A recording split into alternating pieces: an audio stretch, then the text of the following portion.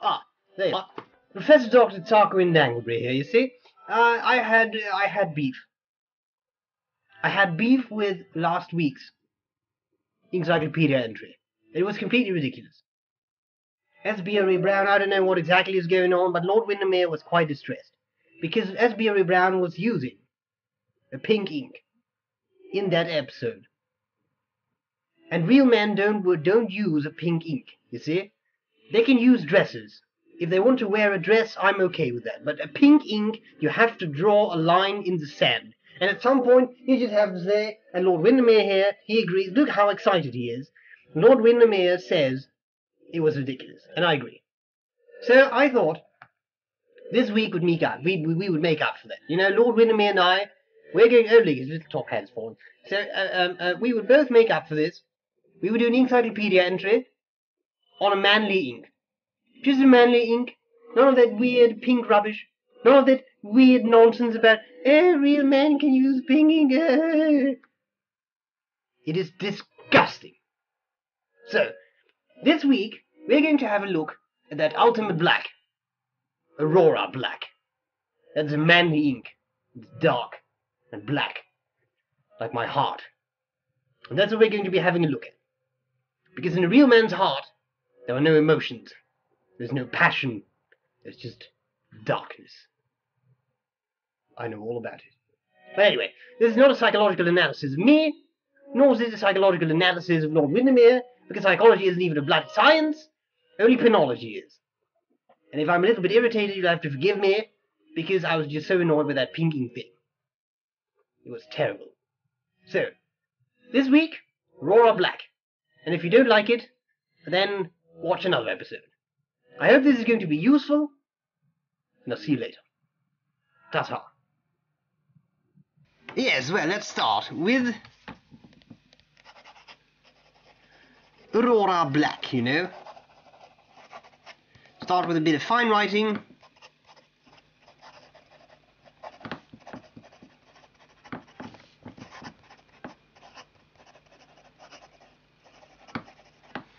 Jumps over, etc. I don't have time to do all these things, you know. Too many words in that sentence, I would say. Alright. Fine. No, that was fine. This is medium.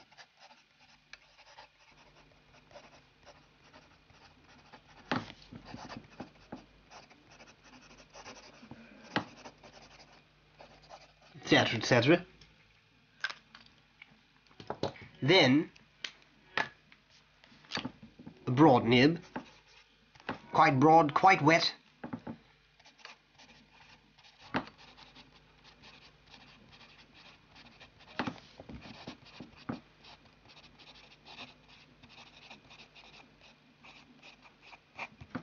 Etc. Italic.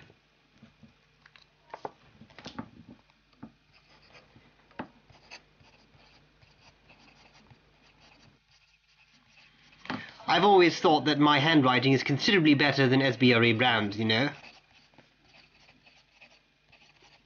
He just always fiddles around too much to my liking. Okay, and then finally there is a bit of flex writing.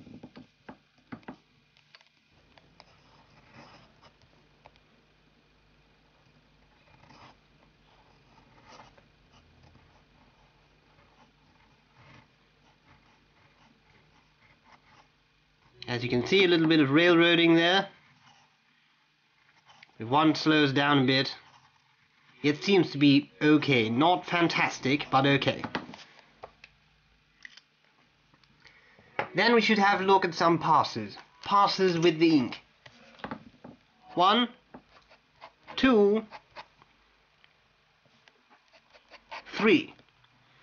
Now, I thought that this would be a good moment to explain to you a bit how this writing exactly came along, you know, this sort of Roman counting. 1 just symbolizes a finger held up, 2, 3, and with 4 it gets a little bit confusing. So you use 5, you use the word V for 5. Well, why exactly would you want to use the word V for 5? Well, because imagine 2 hands being held up, you know, 1, and then you got the 5 fingers, yes? If you have another hand held up there, and the fingers there, and you combine them from one finger to another, you get an X. You see? An X. that is the Roman numeral for 10, because it's 10 fingers. If you take half of an X, so let me just draw that there again, half of an X, you get a V, you see, right there.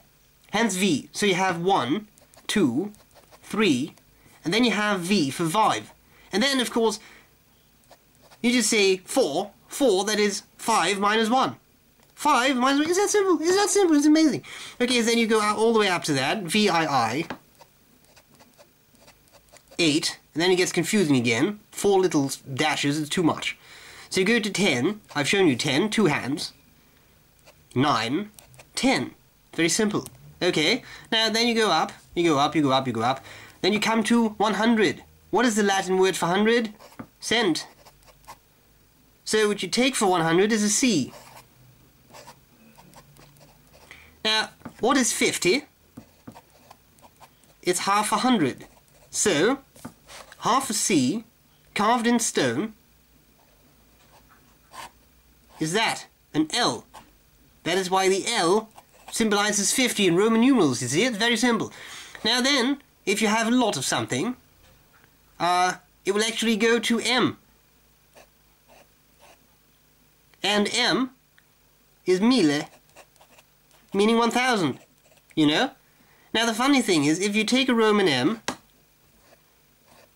and you cut that in half, you get this, and that looks a whole lot like a D, which symbolizes the number 500, because 500 is half 1,000. You see? That is how bloody awesome I am. Just so you know. Okay, now then, I think this is already dry. Looks dry. Yes, looks dry. This is from another previous encounter with the ink. Second pass. We got us some really dark black, do you know? Very dark black, very, very dark. That's why I love it so much. You can see there's no shading whatsoever, but it's a black. So that was kind of to be expected, wasn't it? Alright, while we are here, let us do a little bit of writing with a large nib. A large nib. A large nib, and we will write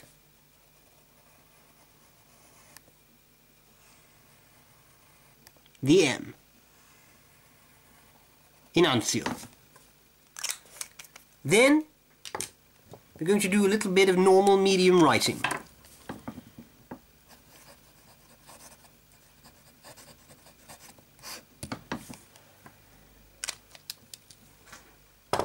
And as we wait this, because it has to dry, that's still a little bit wet, I think we can start doing a little bit of a test there. Why don't we start with the tardive test. Now the problem is, there is no more ink. This is the last bit of the ink I have. So I'm going to do a double thing here. First of all,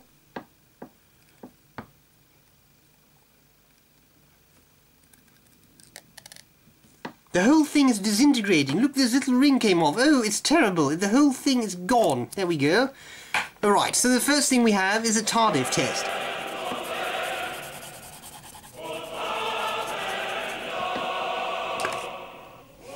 The second thing, and I'm going to buffer this with my hand here, is a brown benchmark. I'll do that for Asbury Brown, who is not here. Okay, that's quite interesting. There's ink on my finger, you know. Okay, then I think this is dry. Yes, so we can have a little look at that bastard brush thing. Okay. And then maybe also have a look at the eyedropper of death. Oh my, no, look, there is brown benchmark on the bottle. There is brown benchmark everywhere. Oh dear, this is not good. Oh. Well, anyway, so now there is ink all over me. I am a professor of penology, I'm used to the feeling. I pretty much live, breathe and dream ink. Okay, maybe a little bit more water. Ah yes, there you are. Good. Okay, now this is dry. We can have us a third pass, you know. Okay. You see that it's very dark, and although it gets extremely dark there, this was already quite dark black. So it's an interesting dark black. And the further test results show that it is not the most waterproof of inks. Then again, it's not really terrible either. Let's just get rid of this water. It definitely fades a bit. But on the other hand, it remains legible. So actually it's fairly waterproof, I would say. Okay, well then, let me just get this out of the way a bit. I'm sorry. There's so much stuff on my desk because I'm an important person. Yeah, as well, let's start up a bit with a scorecard. Yes. Cleaning. Well, I've cleaned it out of a pen. It's not that easy to clean. It's not terrible. It's not that great either. Bleed through. Have to judge that later. Color. Black, I would say. Not entirely sure, but I would say so. Shading. Well, there is none. Because it's black, you see. Flow. Well, flow is good. I have to give them that. It's good flow. Feathering. Feathering. I have to judge that later after the copier paper. Drying time. Well, that seems to be good. Even on Rhodia, it's fairly fast. Waterproofness. I'd say that's pretty good too. As you can see here, it remains legible, which is a good thing. And I think that now that we have done this, we need to move on to copier paper and see what we can come up with there. Let me just switch the paper there. I'm sorry, I don't want to interrupt, but we're fresh out of crap salad. Is it? Is this a camera? I'm terribly sorry, I didn't know you were recording.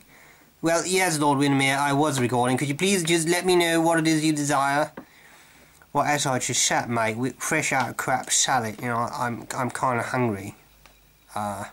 So I don't know whether you want to call the crap salad express again, or maybe just go out tonight. I mean, I don't really mind, but it's it's a pressing matter because, you know, when I get hungry, I'm still recovering from that concussion from when you dropped me. I mean, no hard feelings, but you pretty much dropped me up your shoulder, pretty great height. You're kind of a tall fellow, you know. So I'm desperately in need of some crap salad.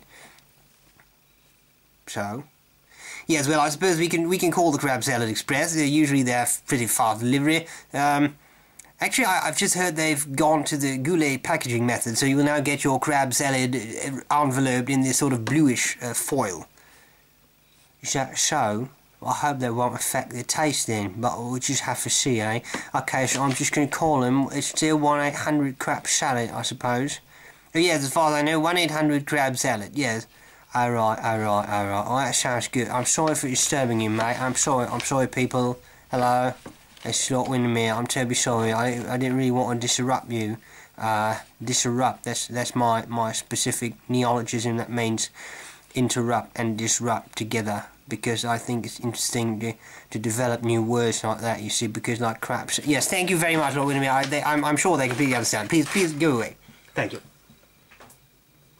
That lobster will be the end of me one day. He always interrupts me in the worst possible positions. Okay, here we go. Bit of writing on copier paper, you see? Copier paper, start with a simple, fine nib. I see a red door and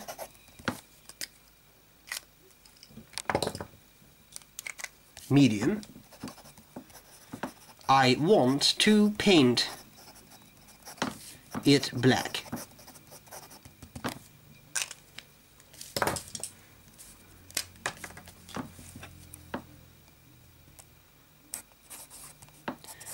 No colors anymore.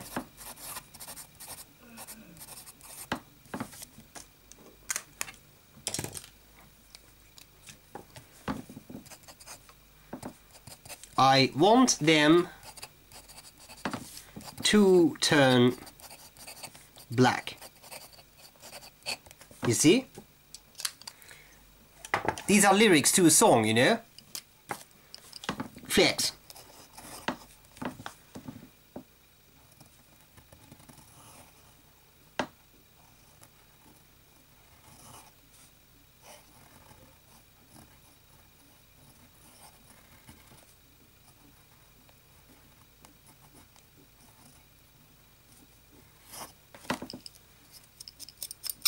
And you know what I would say about that? I would say about that, suck on that, SBRA Brown.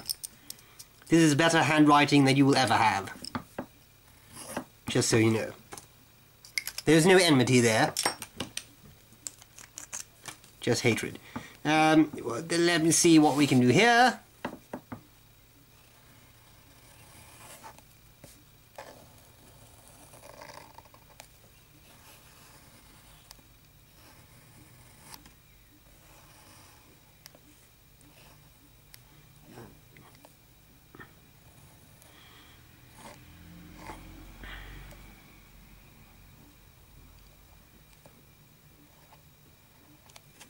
Okay.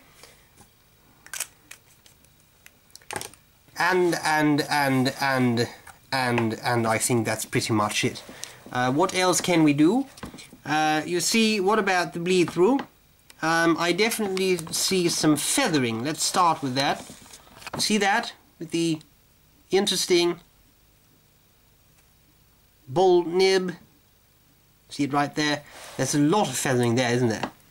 Black, yes, very wet, very black, and then there's feathering on the really wide, broad, super broad nib. There's feathering right there.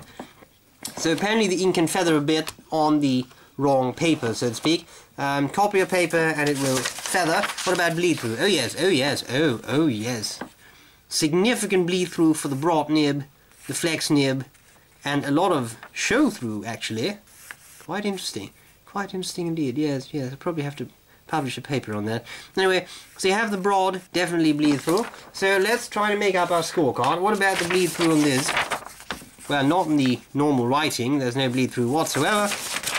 So it remains to be a bit of initial. Let me see what I can make up here. Bleed through, well, I find that a 2. It's definitely not perfect.